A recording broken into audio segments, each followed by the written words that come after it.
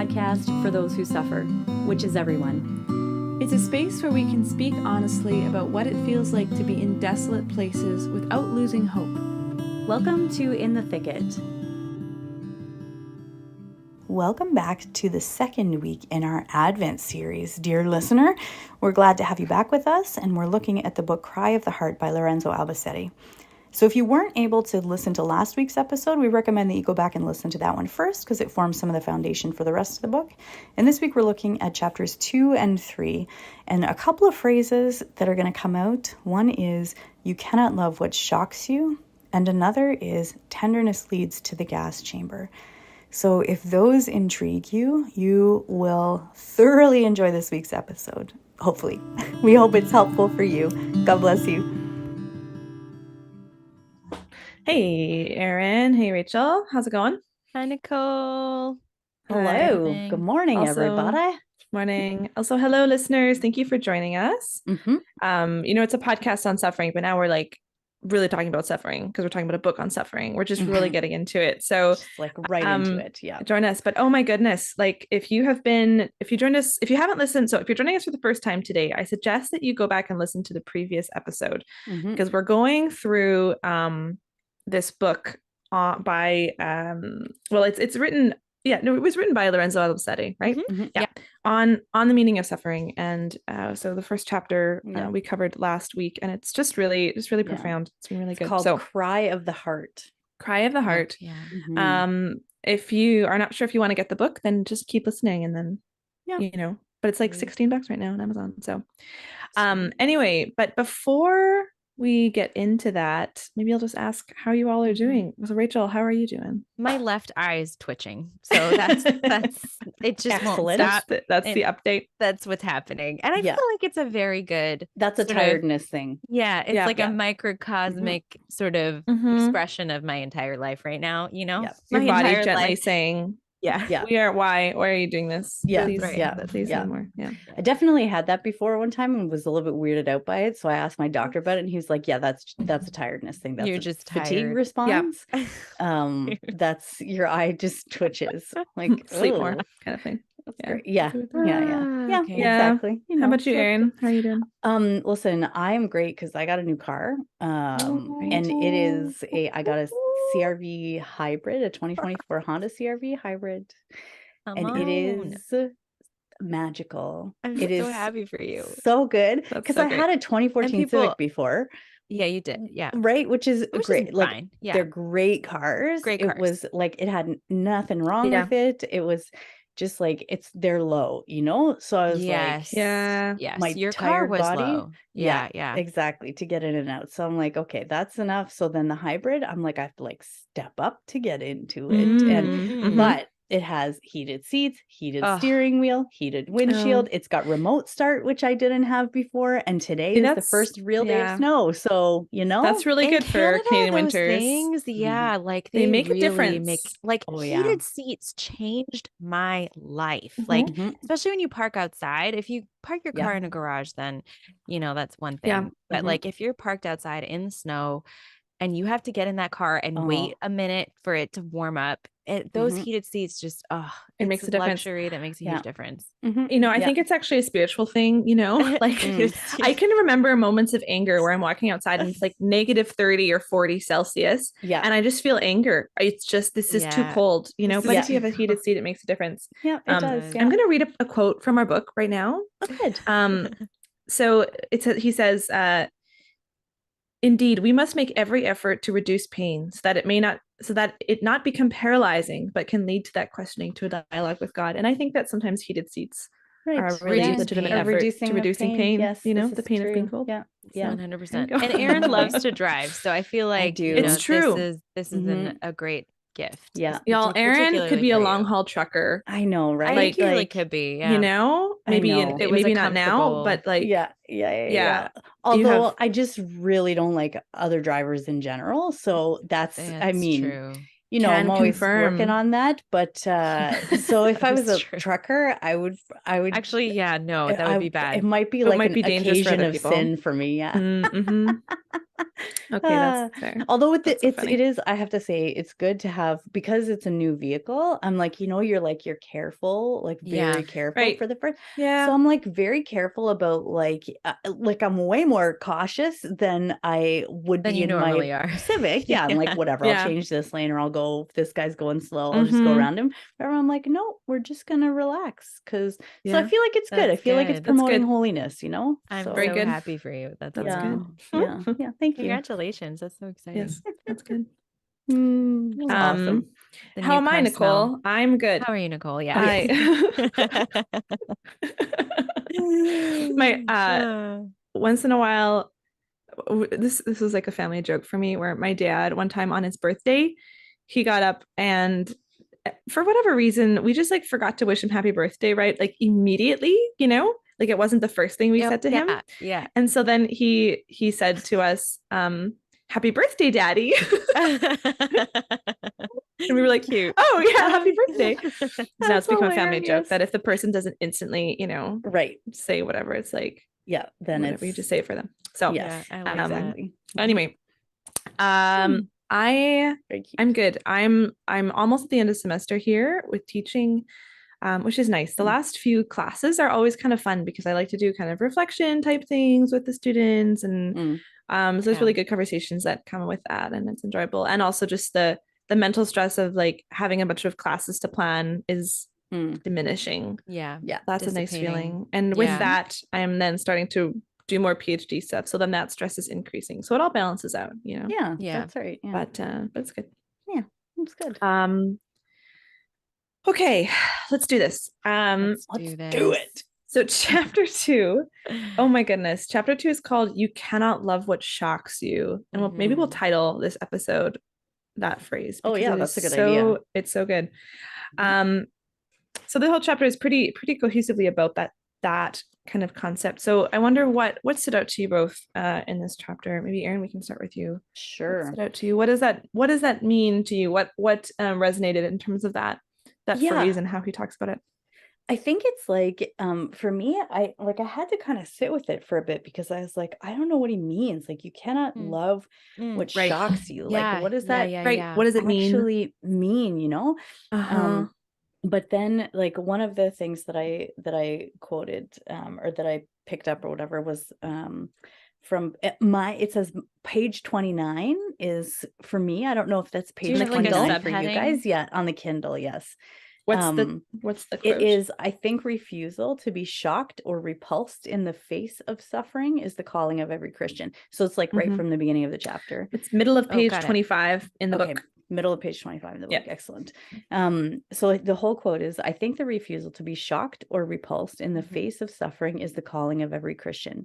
We have to reach out to those who suffer with a profound acceptance of their agony, instead of seeking to remove or destroy their experience.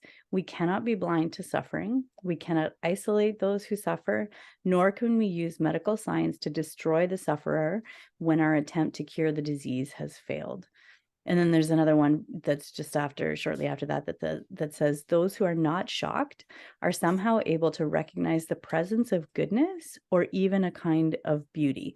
So it's like I feel like it was kind of a bunch of the things that he said in the chapter that like explained that particular sentence to me, right? It's like, if there's something in me that when I'm approaching somebody who is experiencing suffering, that is like shocked, being shocked is like this barrier between me and the person automatically, right? Like this lack of this lack of being able to see, to really actually see and be with the person in their experience of suffering. Like if I'm just looking at the at face value, like the horror of suffering, like the disfigurement of the person, the like all of those kind of things, and I'm like shocked and appalled by this, then that like limits my ability actually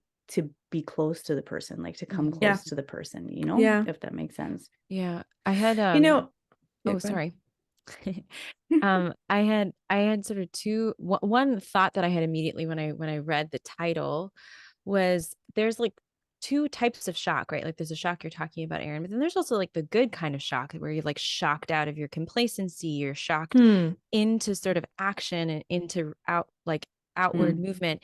And the book that comes to mind when I think about that kind of shock is Peter Kraft has a book called Jesus Shock, and it's a great book. Like it's like a little book, but it's absolutely fantastic. And he writes in this kind of shocking way about the just absolutely mind-blowingly shocking encounter that is an encounter with Christ and how that transforms you. So there's like that kind of shock, which is not what he's talking about here. He's talking about, this sort of what you were saying, Aaron, like scandalized, being scandalized. I feel like that's like a good word. And being disgusted by, perhaps. Being disgusted. Being grossed out, being whatever. And then when Aaron, you were kind of pulling those quotes and kind of talking with them, I was thinking, the example of someone who really is not alienated by this type of shock that came to me when you were talking is Mary at the cross, that like the cross would have been, I mean, this is your son in some way. I would imagine like you just don't even want to look, like you can't even stand to look at what's happening and what's happened. And yet she was there. I mean, I'm not a mom, so maybe while you can't stand to look, you also need to look. I don't know, when it's your son like that. But I just think like her presence, her capacity to be at the foot of the cross, to just take up vigil there. Yeah, is a really good image to me of that. Yeah, I think that we know this instinctively. I'm thinking of like some teenagers or people who are going through like whatever, a hard phase and do things that others might find shocking, but it's in that, I think there's a question of like, do you still love me if I shock you? Or if I shock you, that means you didn't really love me. Right. And it is this, it's a bit of a cry, or it's a question, right? Am I really loved all the way?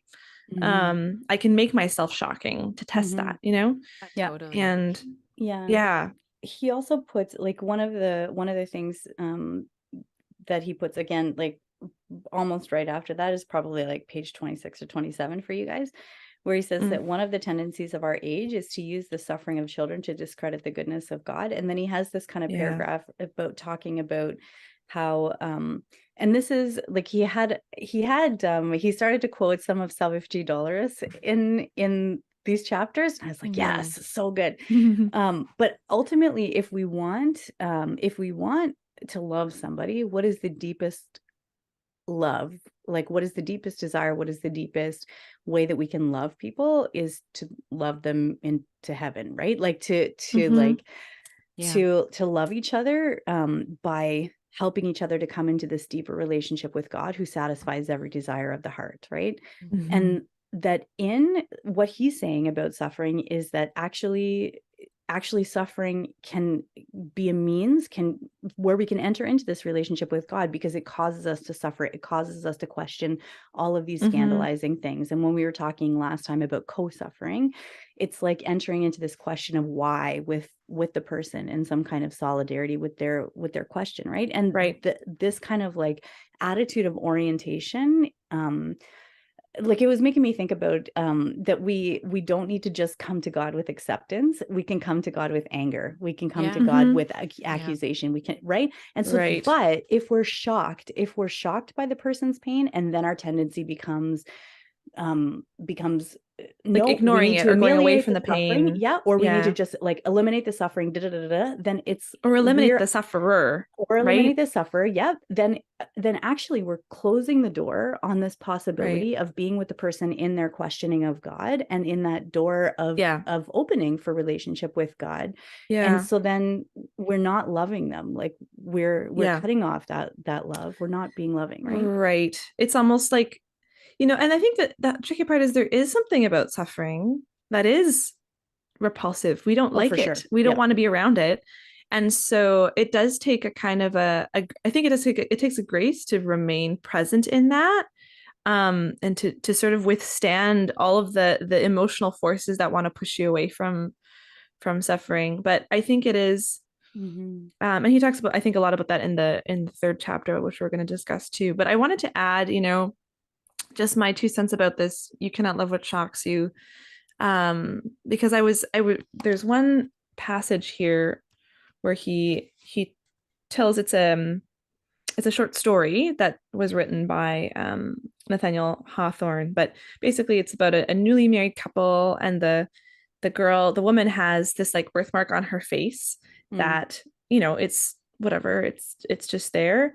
And the husband hasn't told her that he just like doesn't like it, that he's repulsed by it. And so after they get married, he kind of is like, oh, like, have you ever thought of getting it removed? And she was just like, well, enough people have told me that it's beautiful, or it's just part of me, that she says, I was simple enough to imagine that it might be charming. Yeah. And then he's like, well, but you're so beautiful. Like you're so perfect in every other way, that this is like a defect. And like, I want you to get rid of it. And he says he says that this defect shocks me as being the visible mark of earthly imperfection. And she says, shocks you, my husband, cried Georgiana, deeply hurt, at first reddening with momentary anger and then bursting into tears. Then why did you take me from my mother's side? You cannot love what shocks you. And when I read that, it was like gutting, because, like, I've been married now for a year and almost a year and a half to Nathan.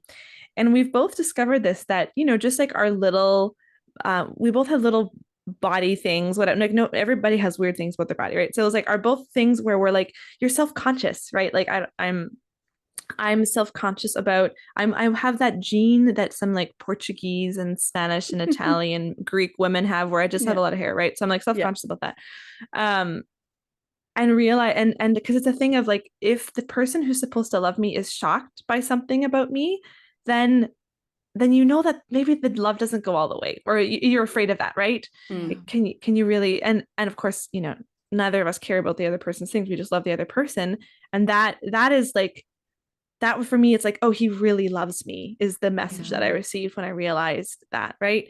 And it's just, oh my goodness, like, yeah, when we experience ourselves being shocked or repulsed by the suffering of another person, or by the I remember going to a hospice as a kid, visiting and seeing somebody in the hospice who had a really large tumor growing out of their, like, in their stomach or something. And it was just like, at first glance, you're like, oh, like what? Which,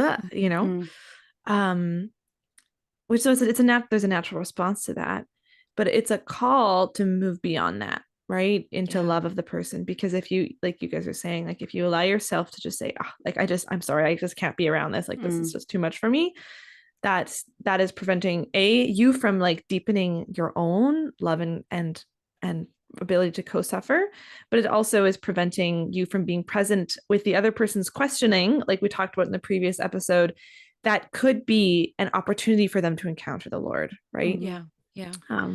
Anyway, so what I find interesting is that the remedy that he proposes to shock is not like the quote you mentioned, Aaron, was from Flannery O'Connor, that the last thing that you're talking about. So he brings her up as well a lot in this passage, and he like rejects a certain kind of tenderness as the remedy. It's not tenderness. So it's really interesting, because I think like that's kind of our like natural tendency, if you want, to, right, when you're like, I'm shocked, we'll respond with like tenderness and like like, and sort like of sentimentality. And I mean, he quotes this from Walker Percy's novel The Thanatos Syndrome. Tenderness leads to the gas chamber. That was what stood. I was like, I read that, I was like, that, right? And I think that is really, I think, a very critical insight for our particular age. Because I don't think we know this. We do not know how it is that tenderness might lead to the gas chamber. And I think it is actually more the cause of great evil, and even in our world, for sure, like, and we can point to millions of things, but even that, like, not recognizing that Because what is the remedy that he actually proposes? It is a kind of acceptance. It's a sort of Yes. unsentimental acceptance, and that is rooted in Yeah. humility. And he describes it here. Yeah. I want to pull that from, let's see. I think it's from Flannery O'Connor that he kind of pulls that quote. Yeah. So she says, I'm going to kind of go over what you mentioned, Erin, and just read that whole paragraph. So Flannery O'Connor, she's brought up in this chapter because she was asked to write about the life of a young girl, Marianne, who was a patient at a long-term cancer facility that was run by religious sisters. And the connection with Nathaniel Hawthorne's story that Nicole was just talking about is that the superior of this facility, it was a nun who was the daughter of Nathaniel Hawthorne, actually, and she modeled this whole facility after that story about like not being let's not be shocked by those who suffer, you know. And so she was asked to write this story of this girl, Marianne, who had a tumor discovered at 3, and she died at, I think, 12, and she lost her eye because of it. So she was sort of physically very disfigured. And so then she says, Flannery O'Connor says, one of the tendencies of our age is to use the suffering of children to discredit the goodness of God. And once you have discredited his goodness, you are done with him. The Aylmers, who is this married couple that Nicole was talking about, the story that Hawthorne wrote, the Aylmers, whom Hawthorne saw as a menace, have multiplied. Busy cutting down human imperfection, they are making headway also on the raw material of good. And then she cites a few literary examples. Ivan Karamazov cannot believe, from the brothers Karamazov, as long as one child is in torment. Camus' hero cannot accept the divinity of Christ because of the massacre of the innocents. In this popular pity, we mark our gain in sensibility and our loss in vision. If others' ages felt less, they saw more, even though they saw with the blind, prophetical, unsentimental eye of acceptance, which is to say, of faith. In this absence of this faith now, we govern by tenderness. It is a tenderness which, long since cut off from the person of Christ, is wrapped in theory. When tenderness is detached from the source of tenderness, its logical outcome is terror. It ends in forced labor camps and in the fumes of the gas chamber. And I mean, obviously she's not saying we should not ever be tender. She's saying like be plugged into the source of tenderness. But the way to do that, the move first to respond to the shock is not tenderness. The move first is this blind, prophetical, unsentimental eye of acceptance, this sort of like humility of not it is what it is, but in some ways, this is what it is. Like I will receive this reality, the kind of humility. It's an active kind of acceptance. It is. And he talks about that a little bit in the next chapter too. But yeah, and I think, you know, if you've experienced moments of real faith where you have that grace of faith, it's unsentimental. It feels like an intellectual choice where you're just like, well, I don't know where else I will go. Well, I will choose to believe God, even in the face of whatever it is. And hope is also like unsentimental. It is, I am choose to believe that God will be good and that good will come of this, even though I have zero evidence of this. You don't feel it in that moment. And I think love is the same thing. Like you think, you know, when we talk about love as a choice, like those moments of love where, and Albacete experienced this, right? Where he had this brother who had all of the sort of paranoid and bipolar disorder and all of these different kind of mental health things that though his brother Albacete cared for him, Lorenzo cared for him his whole life, he suspected him and hated him all through that. And so that means that, you know, Albacete's love, or Lorenzo Albacete's love, because both have the same last name, for his younger brother was not, it couldn't have felt sentimental at times. It was a choice that he made again and again, right? So faith, hope, and love are not sentimental things. They are often at the crux of them,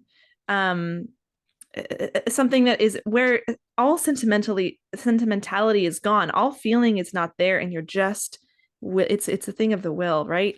It's a thing of the will. And it's also like a thing of, you know, a recognition, I think, of truth. I think it's a recognition. It's like a humble recognition of like, I am going to conform to truth here. I am going to conform to truth here. And, you know, the examples I think of that really embody this are like, you know, when they talk about, like, I think of my grandmother, one of my grandmothers who is like, just like, in a certain sense, tough as nails. And she had a stroke, you know, she had lots of flaws and stuff like that, but she had a stroke in her 60s and lived with sort of half her body paralyzed for about 20 years, and was so like, she would wake up every day and, you know, she would do her hair and she would brush her teeth and she would get ready. And she, even though she couldn't leave the house for years, every day she had this great dignity in sort of accepting her situation. But it was not this sort of like wrestling. She just, and you know, people say like there's like that generation. It was like the World War generation. Were you just like, you continue to live? It doesn't There's matter what The happens. greatest I will generation. Yeah. Yeah, like the toughness of that generation. And I think it's something to do with this, like this sort of like, Resilience. yeah, what is that resilience? Like, I will accept reality. I will not fight it. I will accept it, but I will not accept it in defeat. I will accept it in live in it. I will live in it, you know? And another example I think of is like if you've ever been to the hospital and you're really ill, I find from my experiences of that, I have found the most comforting medical professionals in those moments are not necessarily the people who treat me like I'm an object, like I don't matter, but the people who come and they treat me, they just come and they see me and they interact with me in the seriousness of the situation without sentimentality. You know, it's like they come. They're not trying to be like, oh, how are you doing? But they're just like, you're like, hey, this is okay, how are you Everything's gonna feeling? be okay. Yeah, it's not that, because it's not okay, right? It's not, I'm not okay. Right. But they're also not sort of like dismissive of me as a person. They come to me and they just say, hey, and they're looking at me and they're trying to discern really what's going on in me. And I feel so secure. I have felt so secure in those moments when that's who I'm dealing with. I feel seen by the person, but seen in my situation for what it really is.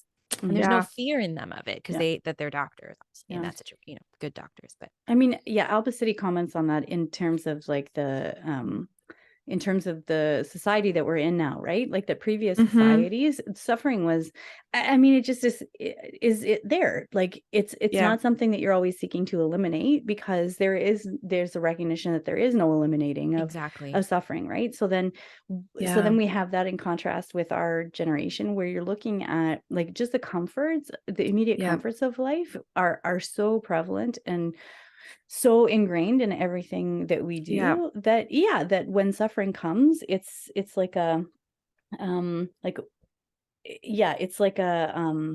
what is this? When we feel sorry for the afflicted because they diverge from our notion of perfection, our sorrow is destructive, right? Because then it's not even just that we want to eliminate pain and suffering, but then at some point we stretch that to, if we cannot eliminate pain and suffering, we must eliminate the person. Like it's that this tenderness, this quote unquote tenderness, it turns to like, and to that. And I've it's so and you know, you hear people say this a lot, where it's like, you know, they see somebody who's suffering or a child, and it's like, my goodness, like it would have been better if they hadn't been born. Would have been better that they'd have been aborted, like rather than to live this life that's going to be suffering the whole time or something like that, right? And there's the sentimentality.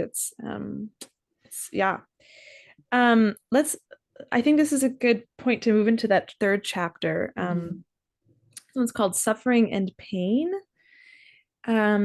And I will say I was challenged by this chapter, because he talks about pain. He talks about suffering as prophetic, and it's very nuanced as well. He's not just like, suffering is great, we should all do it or something, you know.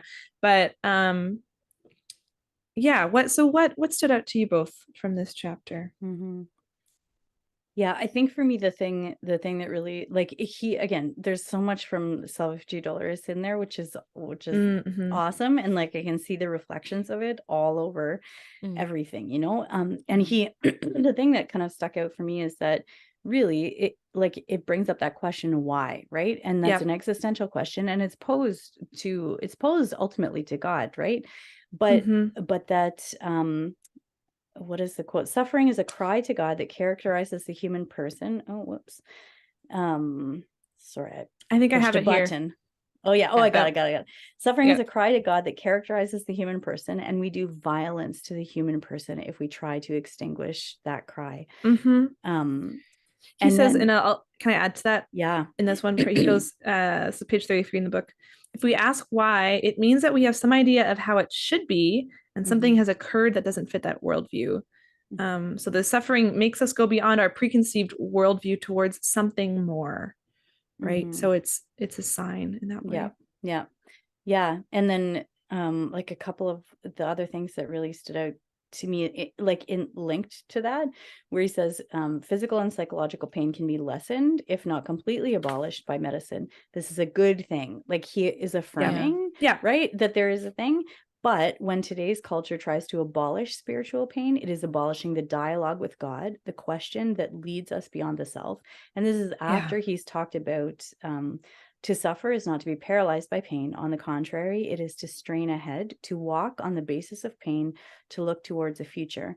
That is why suffering has a prophetic character. It is oriented beyond the self. If pain is absolutely abolished, the possibility of going beyond the self is eliminated. So it was like, for me, he was putting a lot of context to that quote from Sal $50 that, suffering can be something good. Like, because it says that, right? Like, that suffering can even be considered a good, before which the church bows with all her deep faith in the in the redemption of Christ. But right. And I think that's helpful, because if you think of really awful like war and rape and the murdering of innocent children and all, like, just really bad, terrible I forget, I took a course once on the problem of evil, and they called it, like, I forget the word they used, but just like beyond how we can conceive of the terribleness of suffering. I don't think that's what he's talking about here. He's not saying that, well, all of those kinds of suffering are actually a good thing. That's not what he's saying. Physical pain and those kinds of things, we should work to decrease those, to eliminate that.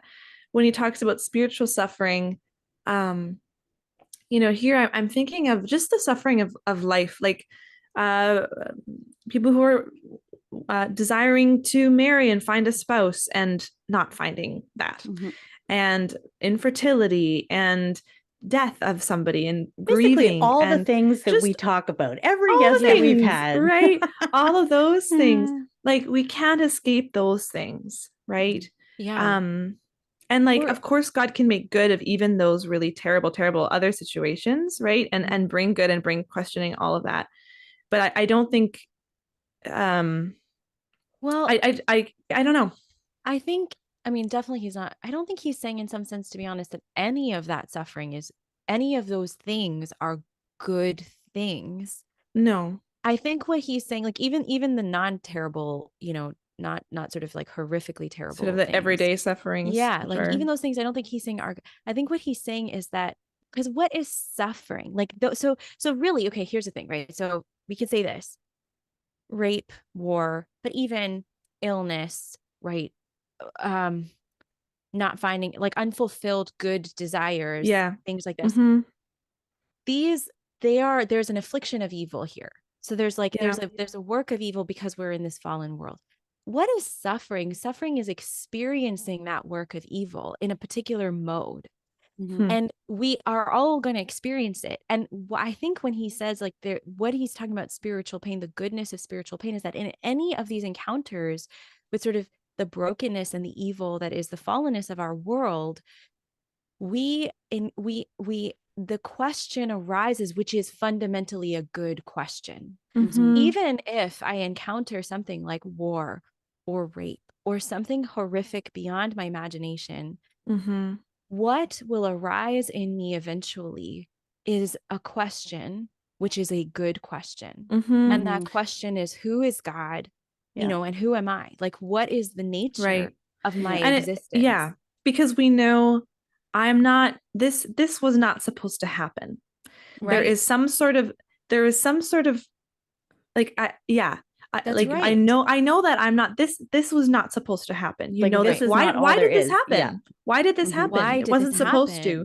Well, how do I know it wasn't supposed to? Exactly. So we know that ultimately we were not meant to suffer. So what does that mean? Why does every human know this? Right. And that it's coming back to that natural law of, and like you said, and then leading to, and that can lead to, and if we have good co-sufferers with it, can, and who are willing to enter into those questioning and share. And he says another point too, like, let me find it here. We cannot relate to our own suffering or to someone else's suffering unless we are willing to accept the question and to go beyond. Right. So it's a call to say, if we want to co-suffer with people, we have to allow ourselves to question when we also encounter our own suffering. Yeah. Because otherwise we have no authority to suggest Christ to people. We have no authority to suggest God if we have not allowed ourselves to enter into that questioning of God, that trial of God in our own sufferings. Well, I think sorry, go ahead. Well, Erin. so I was going to say, it reminds me about like the C.S. Lewis quote, like, if I find in myself desires nothing in this world can satisfy, it can only mean that I'm created for a place that was not here, right? So it's like, I feel like that definitely applies to suffering, right? Because it's like experiencing this lack, experiencing this is like prophetic for us in character when we're asking these questions, because it points us to the fact that we actually were created for more. We were created for a place of no suffering. We were created for joy. We were created for all of those kind of things. And I think sometimes too, one of the quotes that he has is, suffering is a cry for salvation, and the reply to it must be its redemption. And I think sometimes we have such a tendency to compartmentalize things in our life, or to look at experiences and to kind of, divide them up into different experiences or different whatever. But so even if you're looking at, for example, like the liturgical movements of Holy Week, it's one, like the suffering and the death and the passion of Christ is one liturgical movement with the resurrection that we celebrate. And in God, like, it's linked in God, right? But so often we unlink it in our lives and unlink that experience, right? And so this is not, so when God is answering us in our questions about suffering, it's like we can pose these questions of why, and then we can find in him, like in the person of Jesus, the answer to this question, which is the link with redemption and with resurrection, right? Yes. I mean, he says, this is on 37. Sorry, I'm realizing we're quoting a lot of things. These are the chapters, basically pages. Where is it? Pages 32 to 39 now. This is chapter 3. Yeah. And when we're just kind of liberally pulling quoting all over the place. Yeah, exactly. But that's where we're at. But I'm on page 37 now, and he says, we read this a little already, but indeed we must make every effort to reduce pain so that it does not become paralyzing, but can lead to that questioning, to a dialogue with God. And he says that is the only proper context for human suffering. Without God, suffering is an abomination which must be eradicated. Yep. But the thing is, that's the problem, is this is where, right, our modern sentimentality has taken us, like, suffering is an abomination which must be eradicated, because without God. We need to go back to the link that you're talking about, Erin. Like, we need to link those two together, because, I mean, Paul says, we will complete Christ's sufferings. Like, we will, in our suffering, we complete. So there is something. What is lacking in Christ's suffering? Yeah. Right. So what is that? Because it's not just about saying, like, well, there's something about embracing suffering almost that is part of the gospel. What is that about? That is kind of crazy to think about in a certain sense. But it's not, if you sort of read this sentence from Albacete, that without God, suffering isn't about, because it's an encounter with evil. But with God, I mean, what did God do? Right. He literally entered into the heart of this encounter and redeemed it from the inside out. So there is something intrinsically good that is available to us in the very depths of our pain. Like, there's something, it's not, there's something that God has now placed in the very depth of pain that is himself, And I'm just looking at his wording as well here. And I guess he's not super, but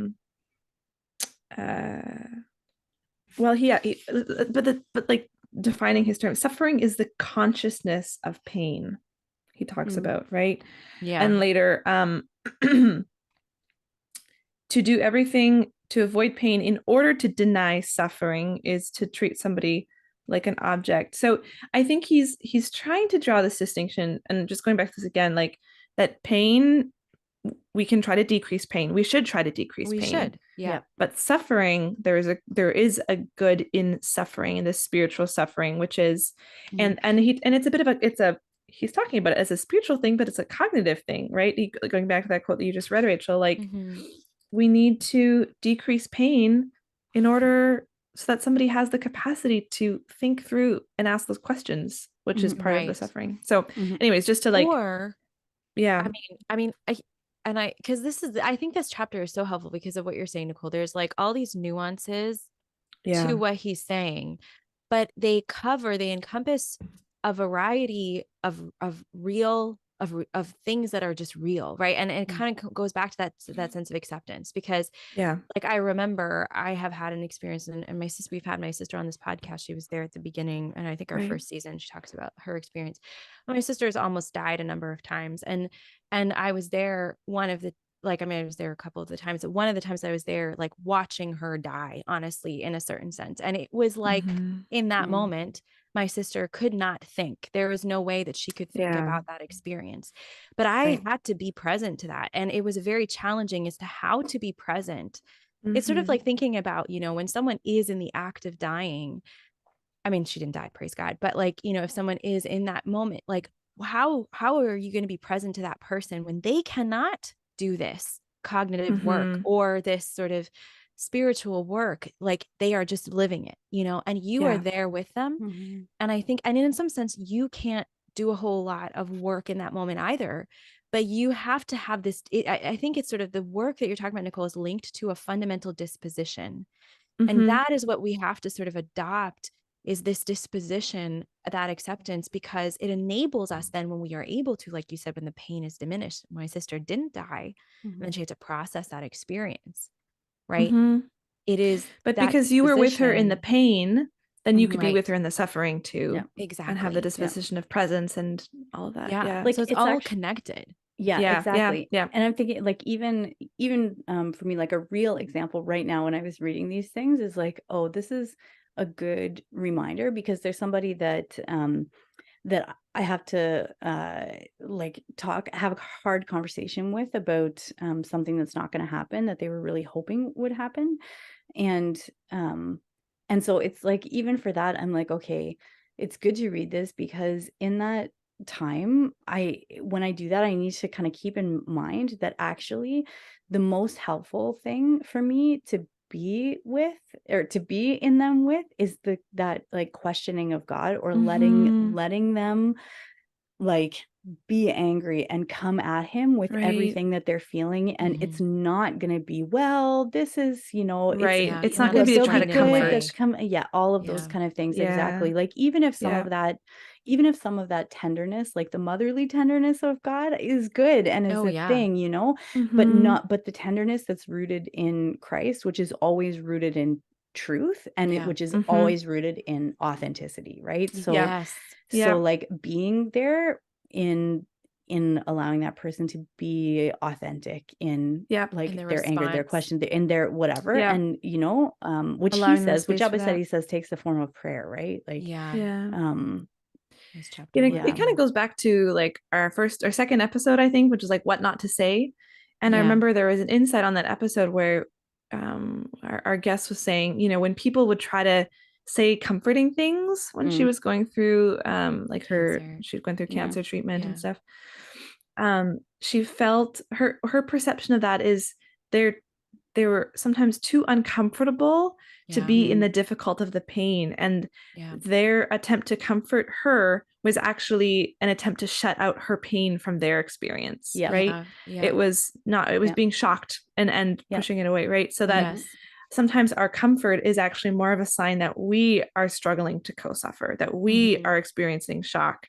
And I mean, of course there's a time to for maybe comfort, but like it's usually not when we think it is, or it's often not when we think it is, and it takes a little longer for that. So maybe we can sort of end with this. This is a quote from the second chapter on page 26, and I think it kind of sums up all of these connections, because of the reality of the fallenness of the world is the framework in which we're working.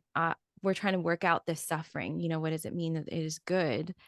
And he says here on 26. Actually, he says, the face of good, and he's quoting O'Connor, the face of good, says O'Connor, is grotesque in human beings. Good in us, she says, is always something under construction. And when confronted with the shocking, the task should be to use it to construct good rather than to eliminate it. So there's a way in which, it's good. Good is under construction. Why? Because we are victims of sort of the fall, or victims of this break with good, right? So it's like when something's under construction, it's not pretty. It's not pretty. It's right. The building, the scaffolding, everything's visible, but it's under construction. It's being built up, and that's the goal here. That's what suffering can be, an opportunity for building for us in God. Yeah. Beautiful. Yeah. Beautiful. Yeah.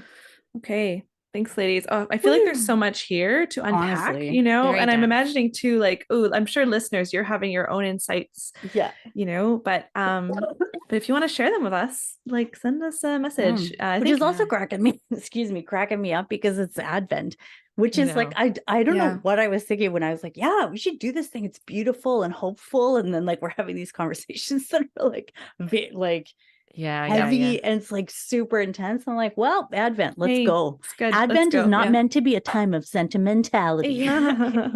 There you go. That's true. Okay, before we close, can I just ask listeners, if you're enjoying our podcast, would you share an episode, maybe share a favorite episode with a friend? We don't do this. We don't get any money from it, and we just do it because we love to. And so, we don't really make very many efforts to advertise or anything like that, but we believe in this podcast and we believe that it's good. And so if you're benefiting from it, we just invite you to, share your favorite episode with somebody, or leave us a review. Us. Yeah. If you leave us a review on Apple Podcasts, that's an excellent, it increases the visibility. On Spotify or wherever. Exactly. So there you go. Anyways, are we doing Godwinks? I don't remember. We're not doing it for this age. No. I think we're no God straight up, just no suffering. That's right. Just suffering. That's right. Exactly. Love it. Oh, it's good. All right. Well, thanks for joining us, everybody, and we look forward to talking with you next week. See ya. Bye. Bye. Thank you for joining us for this episode of In the Thicket. If you like what you hear, give us a rating and hit that subscribe button. We have new episodes every Monday with more stories and honest conversations about life when the going gets rough, and the hope and humor amidst it all. We'd love for you to join our community on Instagram and Facebook at In the Thicket Podcast. While you're there, let us know how we can pray for you. God bless, and see you next week.